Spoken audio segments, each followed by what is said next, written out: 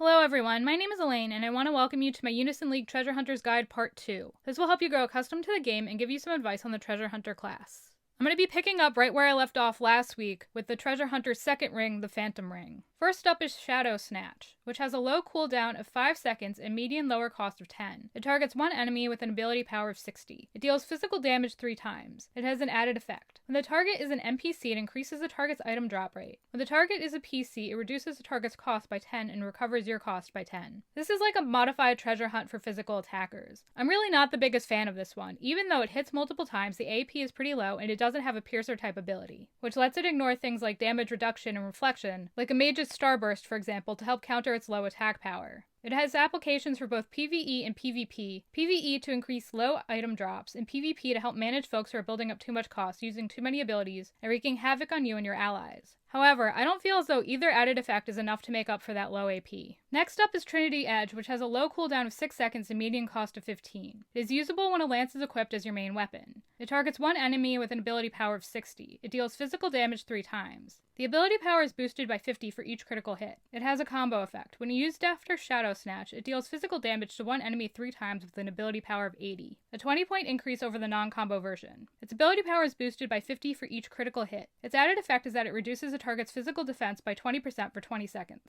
I find this ability to be pretty interesting. It has a low cooldown and low AP to start, but it hits 3 times, and for each critical hit, the AP rises. So this is probably best used as a follow-up move on a broken target, when it is more likely that you will land a critical hit because it will allow you to unleash a massive amount of damage. When used in combination with Shadow Snatch, Trinity Edge's AP rises, allowing you to do even more damage. This is further compounded by the fact that the target's physical defense is reduced by 20% for 20 seconds when used in combination. I just wish you didn't have to equip such a meh ability to unlock this ability's full potential. Next up is Mind of Clover, which has a long cooldown of 60 seconds and high cost of 25. This ability targets all allies, removing debuffs and status ailments. Its added effect is that it increases the Unison Gauge gains by 2 for 10 seconds for all allies excluding yourself. I'm not a fan of this one for several reasons. First, it has a ridiculously high cost and cooldown. Second, the first portion of its ability, which removes debuffs and status ailments, is unnecessary. Several cleric abilities can clear one or the other if not both. Many monsters can do the same, as can certain pet abilities, etc. While I like its haste added effect, I don't feel as though it lasts long enough to be particularly helpful for you or your team. Furthermore, haste can be achieved through many monsters' effects, so it seems a bit redundant to have as a class ability with the same effect. Furthermore, monsters often aren't needed in mainline quests and lower end to medium difficulty quests, so why should you bother equipping an ability with a haste effect? Next up is Greedy Snipe, which has a lower cooldown of 7 seconds and median high cost of 18. It is usable when a bow is equipped as your main weapon. It targets one enemy with an ability power of 100. It deals physical or magic damage randomly 4 times with a success value of 80. It has an added effect. Its ability power is boosted by 50 if the target's item drop rate is increased. It has a combo effect. When used after Devil's Kiss, it deals physical or magic damage randomly to one enemy 4 times with an ability power of 120. A 20-point increase over the non-combo version. Its added effect is that its ability power is boosted by 50 if the target's item drop rate is increased. I have mixed feelings about this ability, which is clearly geared toward former archers, who often have bows and balanced physical and magical attack stats. I like its lower cooldown, but I'm not a fan of its cost. I like that it hits a target 4 times, but not the 20% chance of missing. This is not a good ability for unlucky players like me who miss a lot. I also don't appreciate how the devs didn't confirm that this hit-miss rate was the same in the combo abilities description section.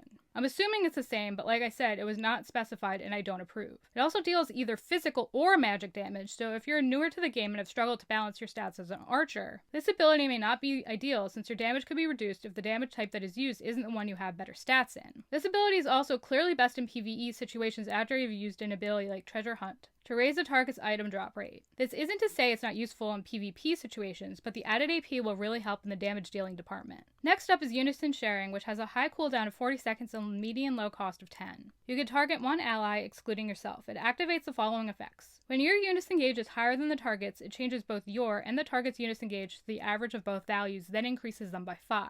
When your Unison Gauge is lower than the target's, it increases the target's Unison Gauge by 5. This ability is stupid. It has a ridiculous cooldown, and its ability isn't something I feel is ever going to benefit you. When your Unison Gauge is higher than the target's, you're going to reduce your own gauge and probably not benefit your teammate a whole lot. If you're in a guild battle or colo, this has the potential to cost you the match since matches depend on monsters, and it's a race to the finish. If your Unison Gauge is lower than the target's, it's as though you're casting shear on a single ally as opposed to all your allies. Why on earth would you do that? Just bring shear. It's significantly better in all departments: cost, cooldown, and something that benefits your whole team. Next up is Cancel, which has a median cooldown of 30 seconds and high cost of 25.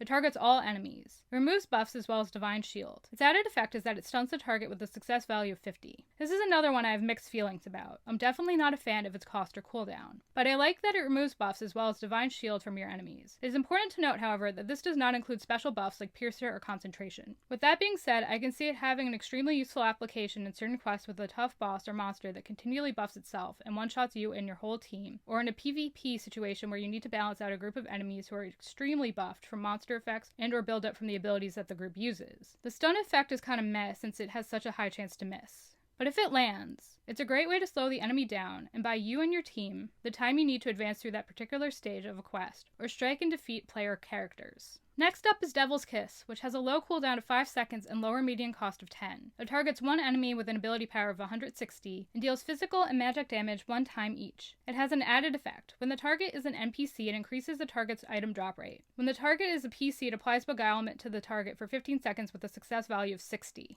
Beguilement is a status ailment that transfers the target's Unison gauge they gain during the application to the ailment's user. I like this one. It's basically a modified treasure hunt for former archers. Devil's Kiss has a nice low cooldown and lower cost. It has a solid ability power and deals both physical and magic damage 1 time each, allowing former archers with more balanced stats to do a good amount of damage. I like that it increases the target's item drop rate when used on NPCs. A lot of monsters have frustratingly low drop rates, and this ability can really help you farm. I think Beguilement is interesting too. It can really help you with uni gains while hampering your enemies, which is bound to give you and your teammates an edge in PvP situations, where using your monsters is often the key to a group's victory. Last, but not least, is Burst Break, which has a low cooldown of 6 seconds and median cost of 15. It is usable when a staff is equipped as your main weapon. It targets one enemy with an ability power of 100. It deals magic damage 3 times. Its added effect is that it increases the target's break value by 30. It has a combo effect. When used after Treasure Hunt or Lunatic Dagger, it deals magic damage 3 times with an ability power of 120. A 20-point increase over the non-combo version. Its added effect is that it increases the target's break value by 60, a 30-point increase over the non-combo version.